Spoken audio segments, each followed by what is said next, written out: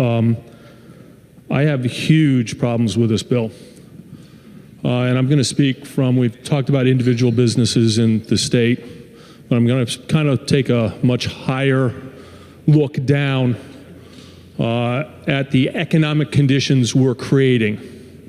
One of the things that we should be doing in the General Assembly is creating a fertile soil for businesses to grow.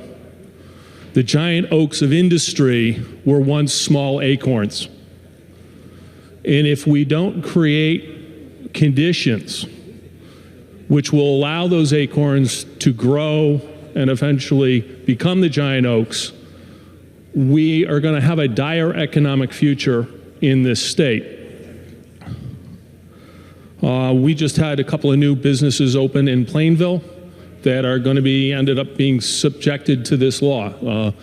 My Mochi Donut and also Razor Sharp, which is in downtown. Barbershop, total of 3 employees. My concern is that we have the conditions so these businesses can be successful.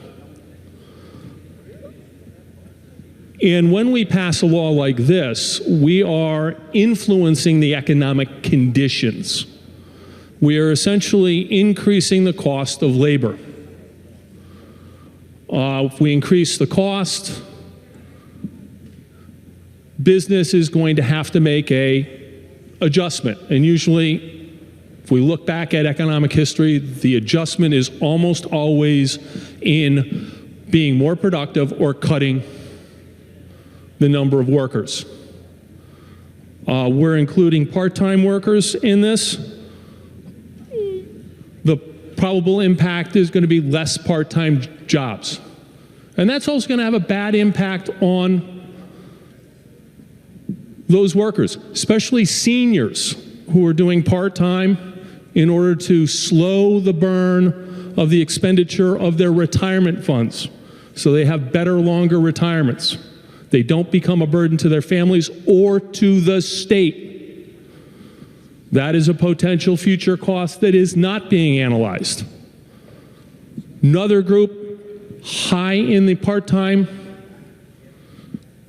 category are teenagers coming into the economic system, learning business, learning the job skills they need. The longer that's delayed, the more problematic it is for them to be successful long term.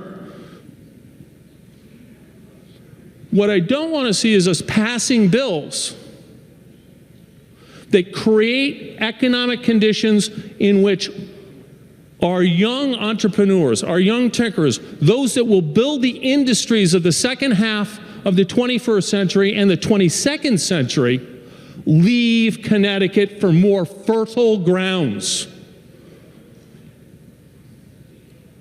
If we're going to have the giant oaks of industry that this state, which has always been known for its entrepreneurship, its innovation, its work ethic, we cannot be creating conditions that force our best and brightest, our hardest workers to leave the state to form their businesses, take their acorns to plant them in other soils so that other states and other places get the giant oaks of industry of the future.